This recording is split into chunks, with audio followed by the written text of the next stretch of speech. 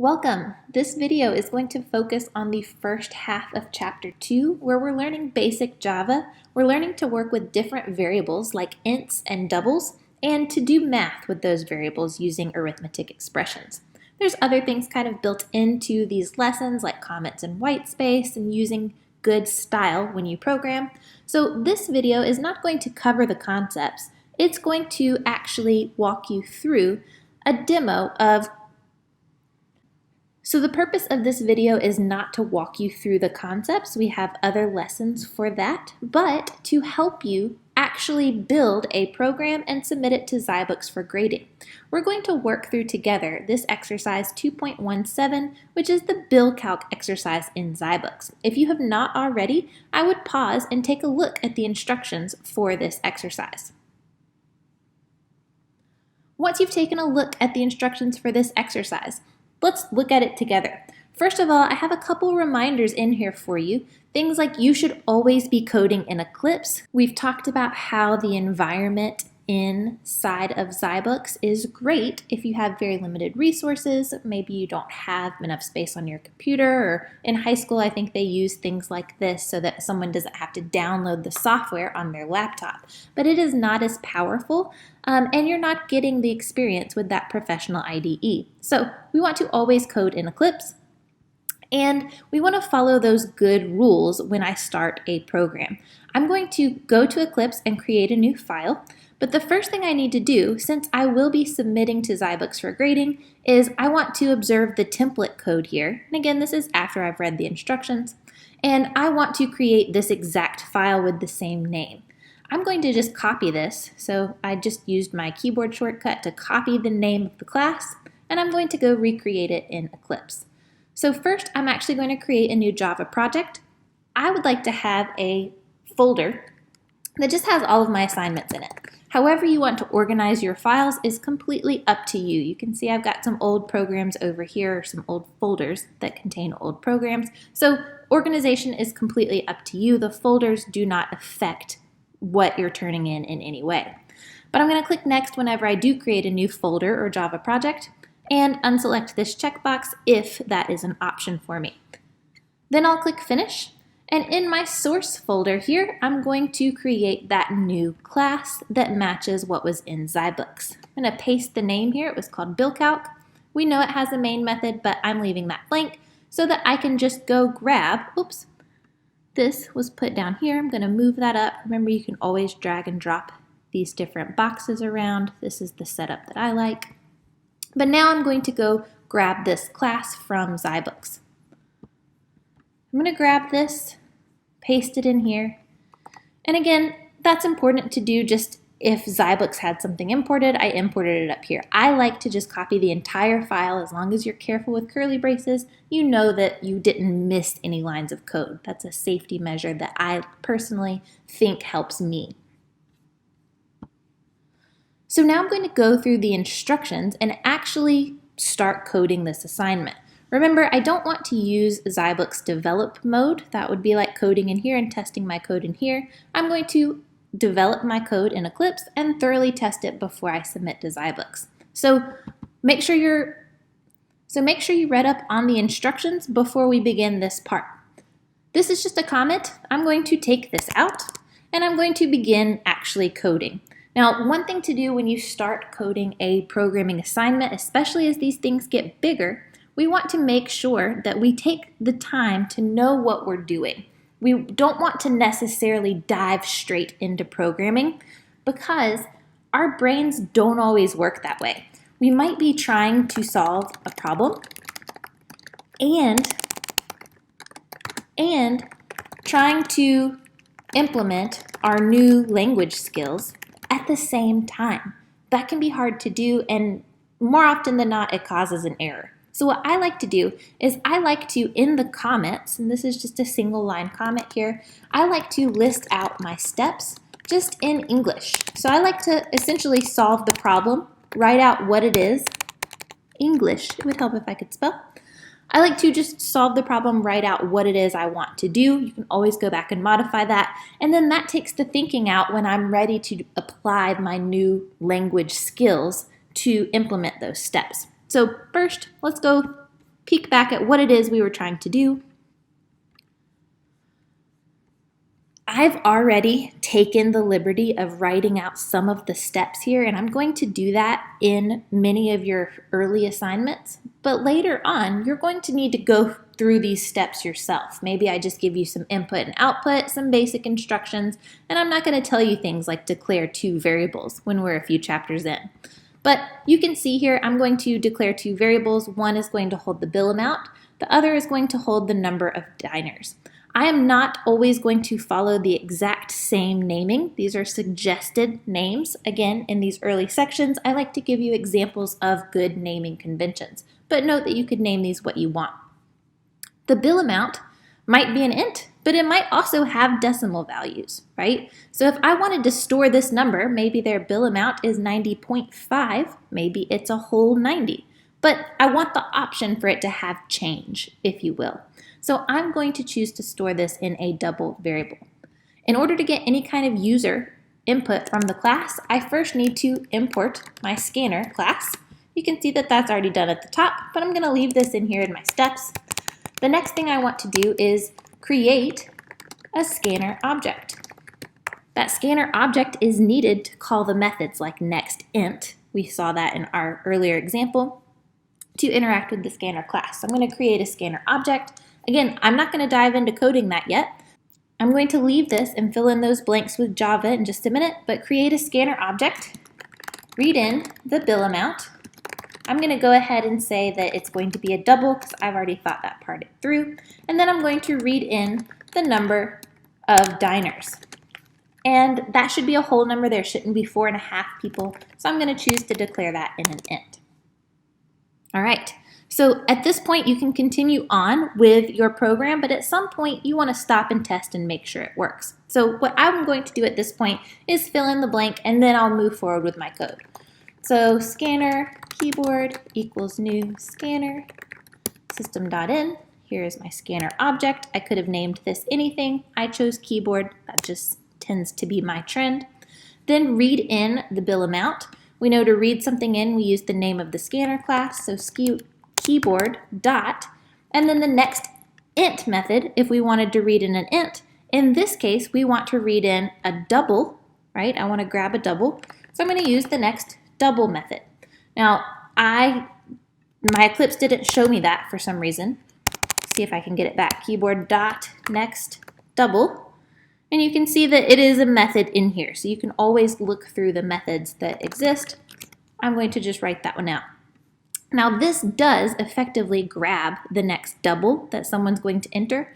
However, I want to not only grab it, I want to store it in memory so I can access it later. You can see in the problem here that we need to use that number several times to perform math with. So it only makes sense to have it stored in memory, and we're going to give it a good variable name like bill amount. So I'm going to store it in a double, call it bill amount.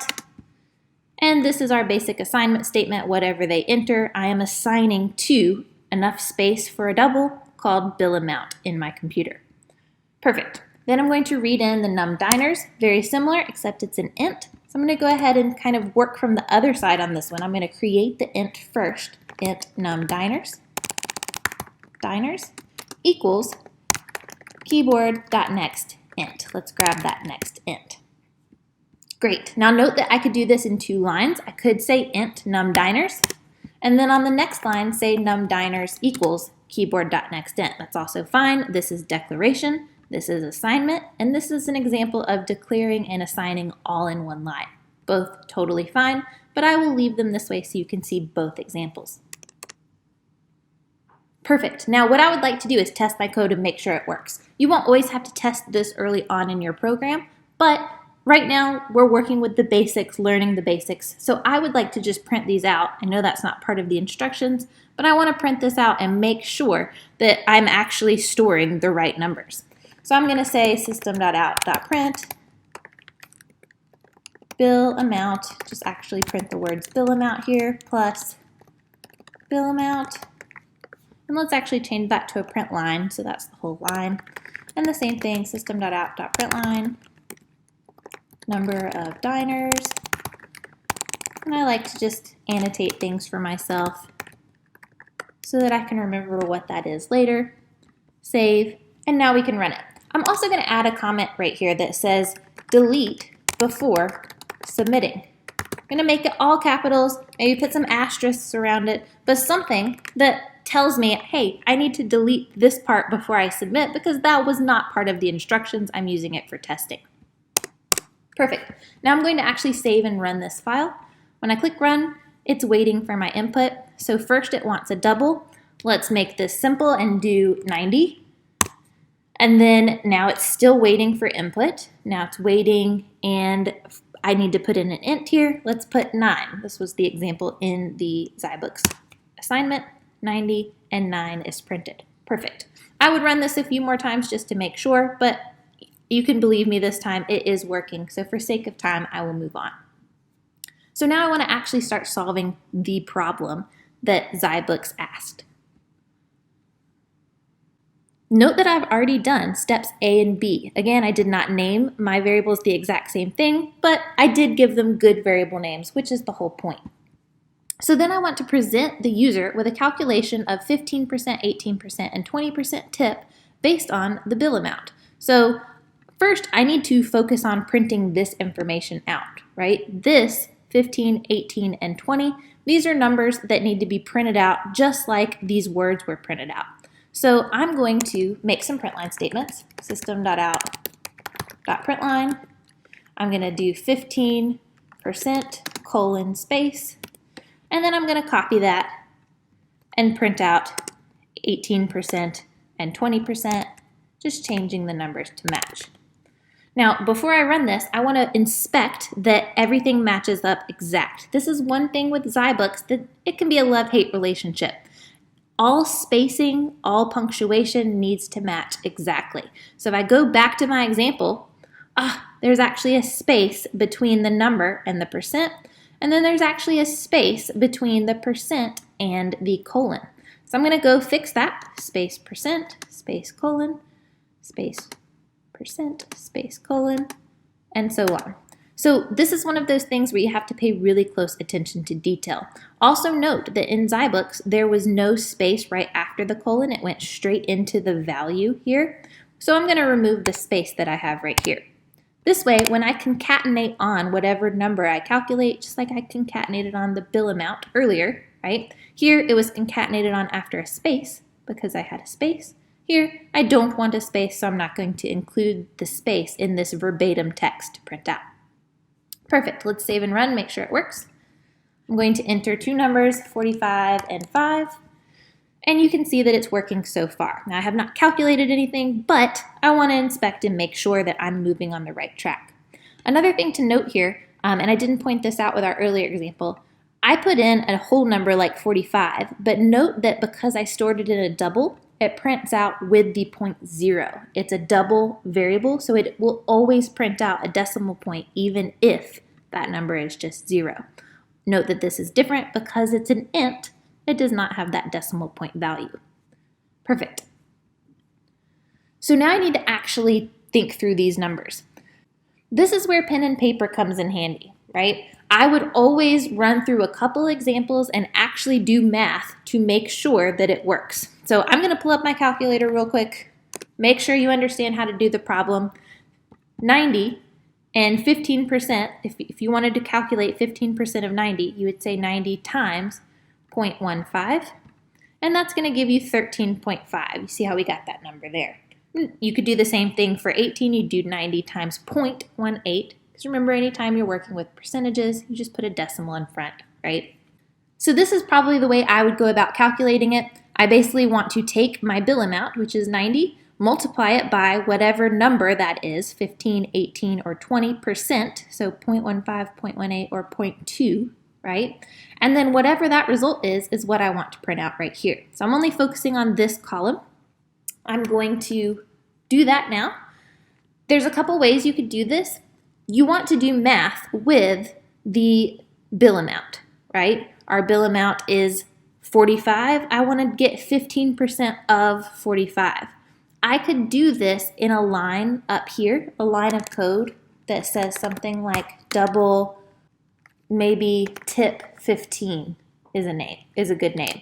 And I could say 15% is the bill amount times 0.5. Oops, times 0.5. If I put the 0 here, it works the same, but I want to multiply it by 15%. So it's the same thing that I just did in my calculator, right? The whatever number was stored in here times 0.15. Store this in a double. Again, you do want it to be a double because there are decimals involved in both of these numbers. And then I could just print out the value of tip 15 here. I'm going to save it and run it and make sure it works. I'm going to run it with the values given by zyBooks, which was 99, and then I'm expecting 13.5 to print. So 99 and 13.5. Again, I have the extra printouts here that will be removed later, but so far this looks good. I could do the exact same thing to calculate 18 and 20%, but I also want to show you one more way where I don't have to create another variable.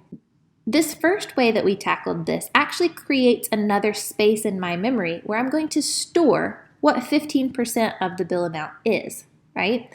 Now, maybe I don't want to store that. You can, and there's absolutely nothing wrong with that, but all of our brains work differently, so we might have different approaches to a problem.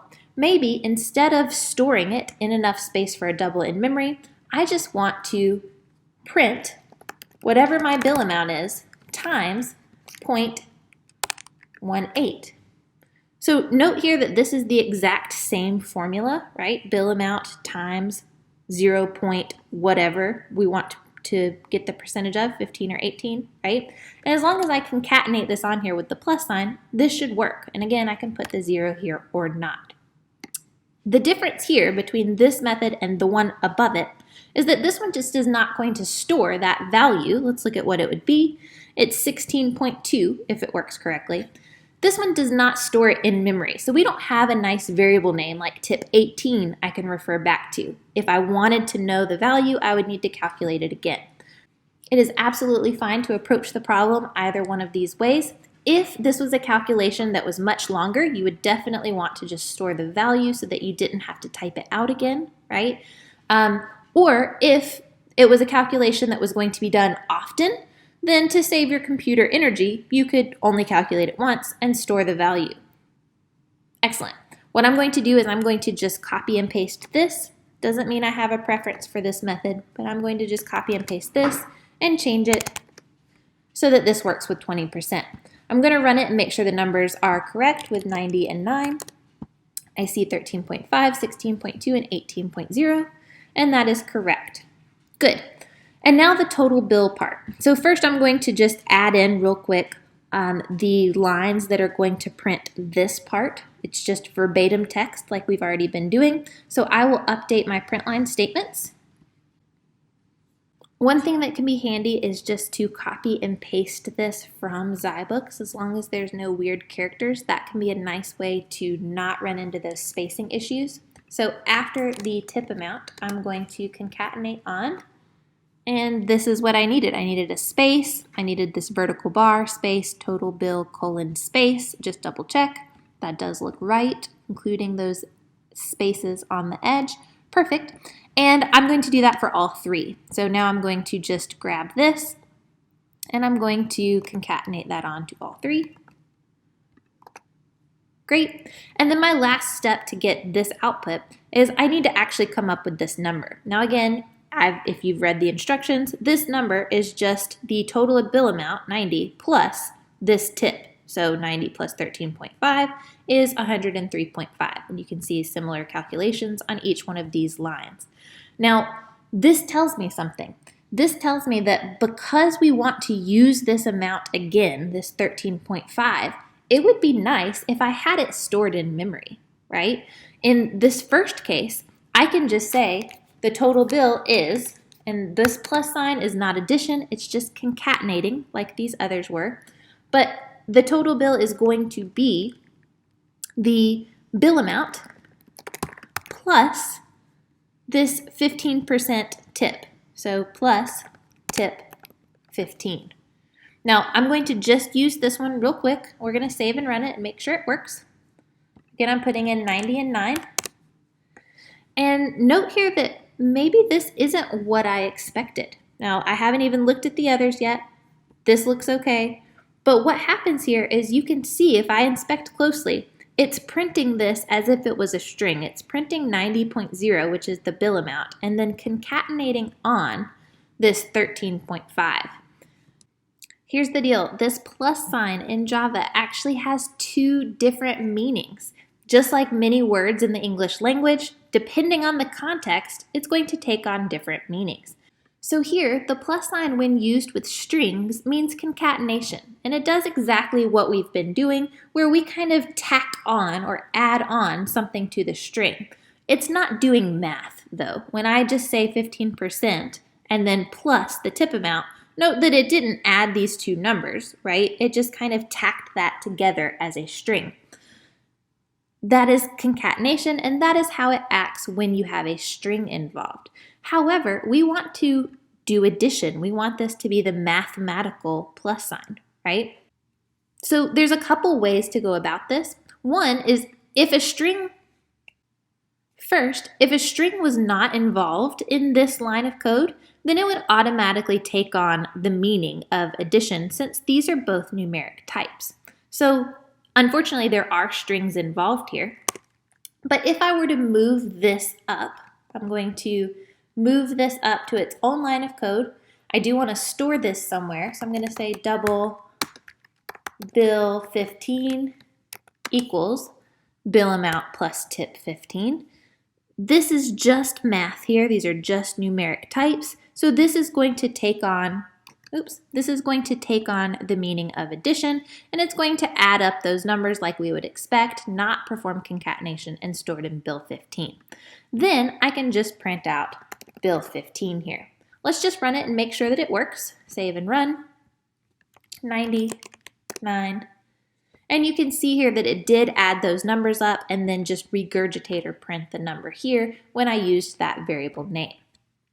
Another thing to note here, I did want to keep using tip 15. You can see I used it here in this calculation. It was nice that I already had it stored in a variable, so I would actually now convert these to be their own variable. I'm going to actually just copy and paste this code, and I'm going to say double tip 18 equals the bill amount times 0.18, and then bill 18 equals the bill amount plus tip 18. Now, be very careful when you do things like this. You saw that I had to change 4 different values here. I had to change this 5 to an 8 4 different times. It can become really tedious, and you can easily miss one of those and throw off your numbers. That's why testing is important. So I'm going to change this to 20, 20, 20, and 20. And then I'm going to just change this here. I could leave this, but I'm going to sub in tip 18, tip 18, and then over here, plus bill 18, and then plus bill 20. Now I wasn't paying attention and accidentally put tip 18, so it can happen to everybody. This is where, testing, I happened to look back and see that I did this, but if I didn't, then when I tested my code, I would want to make sure all the numbers right, and when it wasn't, I would look for these kinds of errors. So change this to tip 20, and I feel good about that now. Save, run, and I'm doing this, live with you guys. I haven't edited this video, so let's see if I made another mistake. I'm going to put in 90 and 9, and I'm looking for these numbers. I would check these again because I did change things. 13.5, 16.2, 18.0. Yes, good.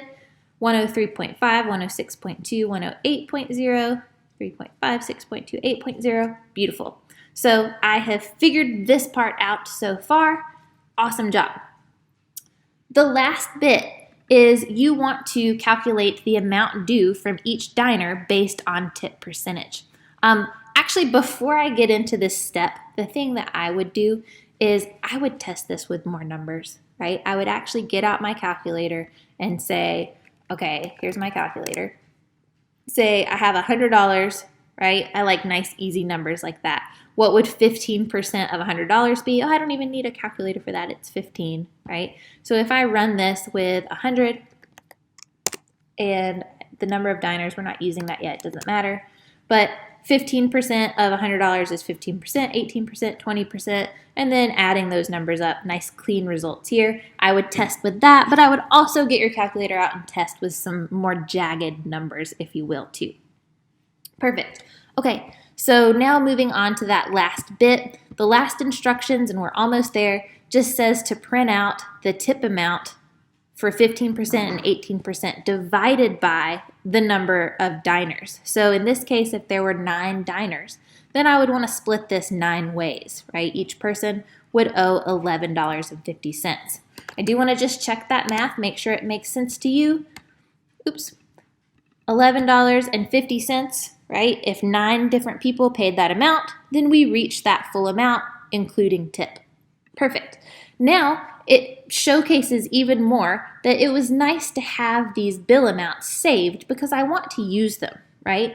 In this example, I was actually taking 103.5, dividing it by 9 to get this final number. This is the total that's due. There are 9 people paying it, so this divided by this is going to give me this number. Now note that there's nothing else in the program after this, so whether or not I store this value isn't going to make a big difference. However, you can hopefully see now that these values that we were using, we maybe didn't see it up front, but eventually we saw that it would be nice to have those stored somewhere, so I made the choice to store them. All right, so I'm going to go back down. First, I'm going to focus on what this input and output looks like. So amount due from each diner based on tip percentage, that's its own line that's being printed. So system.out.println, remember it's its own line. I'm going to enclose that in quotes here. Oops. Quotes, and then in the parentheses. And then I'm going to go ahead and just copy this a couple times because I know I'm about to have a couple different print line statements, 3, I think. And I'm going to fill in the blanks. So first off, we're going to copy and paste the parts that are not going to change and be calculated. Again, I want to be exact with white space, so I'm going to just copy this part in. I want to print out tip amount like this, and I'm actually just going to undo the work that I just did. I'm going to copy and paste this line of code 2 more times and change those numbers. So 15, 18, and 20. Copying and pasting is good because it helps us eliminate these errors. Once we have it right 1 time, we can get it right 3 times. But be very, very careful to change your values and not get sloppy like I did up here earlier. Good. Now that we have that, this one, again, we said is just going to be that bill amount that included the tip. I have that stored with 15% called bill 15, right? That was the number that printed out right here. It printed 103.5. I want to take that number and divide it by the number of diners. If I scroll up, I declared this in an int called num diners. Now don't be alarmed that one of these is an int, num diners, and one is a double. Doubles and ints play nicely together. When you mix them, the larger type emerges, being the double in this case. So I am going to just say, I'm going to concatenate on here the bill amount, 15, make sure you use the right variable, bill 15, divided by the num diners. So just be very careful about which variables you use. And you might say, well, Dr. Agar, maybe this is going to be an issue just like adding up here was. But unlike the plus sign, division only has one meaning in Java. It means divide. So Java will interpret this the right way, performing division. Again, the issue was the plus sign is unique in that it works with strings as concatenation or with numbers as addition. Division does not have that problem. Let's just make sure it works for this one before copying and pasting. We'll do 90, we'll do 9. 11.5, that was the number I was looking for. Note though that I have to have the word do printed next. So I'm going to concatenate on here the word do. Actually, I need a space right after it, right? So a space and then do. Hopefully you're seeing through this video how detail oriented you have to be to match things. And then I can copy and paste this part.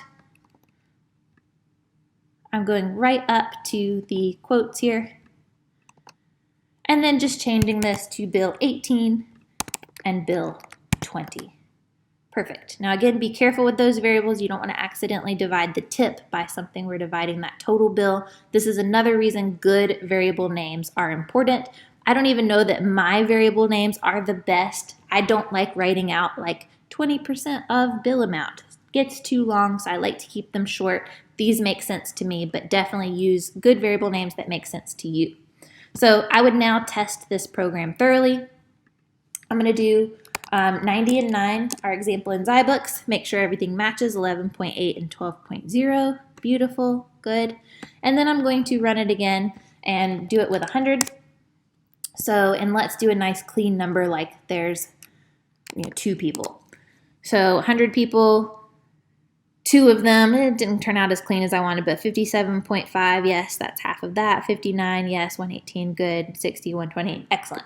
So I would test this a couple more times if my grade were actually on the line. I've been doing this for a while, so I'm going to move on for the sake of time, and I'm going to go to submit it in zyBooks. So when you go to submit, you could just copy the code inside the main method into the skeleton main method, so basically just right here. However, I think that there can be a lot of errors that way, so I like to grab the entire class. I'm going to start on line 1, and I'm going to scroll all the way down. Make sure you can't scroll down any farther. Sometimes I actually like to start at the end so I know I got that last curly brace and go up.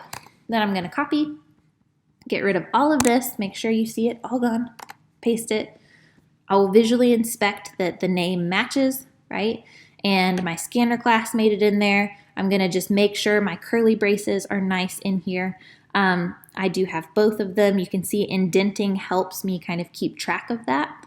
And then, delete before submitting. So I need to delete that. I'm going to delete it from here, but I'm going to also make sure I delete it in here in case I need to make any changes. Delete that in here, save it. And then I'm going to go to submit mode and submit for grading. So it's going to take a few seconds. Hopefully I will pass all the test cases. Let's see how it goes. I failed. That's okay. Failing happens to all of us. In fact, with programming, trying and failing, even being, the level of programmer that I am, is something that you have to get used to. You cannot get through this class without being okay trying and failing. This is why we have unlimited submissions in anything we do. In this case, it says, hey, your expected output ends in this, and it's basically highlighting the yellow part. This looks different, right? It wants me to prompt enter bill amount and enter number of diners. I did not do that up here. Maybe you guys saw that all along and I just overlooked it. And maybe you would have overlooked something else, right? But notice that it actually wanted me to print these words out before I entered in user input. So I'm going to go ahead and do that. It kind of staggers it, right? It asks for the bill amount and then grabs the bill amount, then asks for the number of diners, then grabs the number of diners. So in my flow of control, I'm going to first ask for the bill amount before I read in the bill amount. I'm going to say system.out.println, and I'm going to just put double quotes and paste that message in there. I would check white space, but this works fine. Space, no space here. And then the same thing here for enter number of diners. I'm going to grab this, come back. Let me make sure I put my semicolon. And I do this right before I read in the number of diners, right? System.out.println, because it was on its own line, enter the number of diners. Actually, if I go back and inspect this, it doesn't end the line because 90 is entered on the same line. So this is both print. I'm going to save this really quick after I add this semicolon. Make sure that that looks good.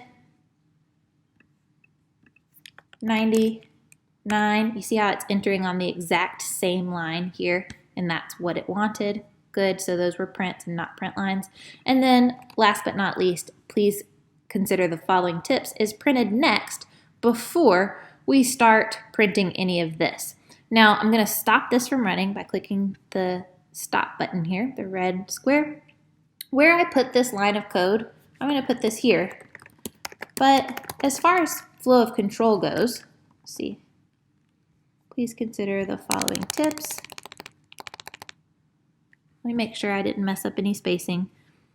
You can't really tell because it's the end of the line, so that should work in either way, with or without a space here. I could put this line of code here, or I could put it down here.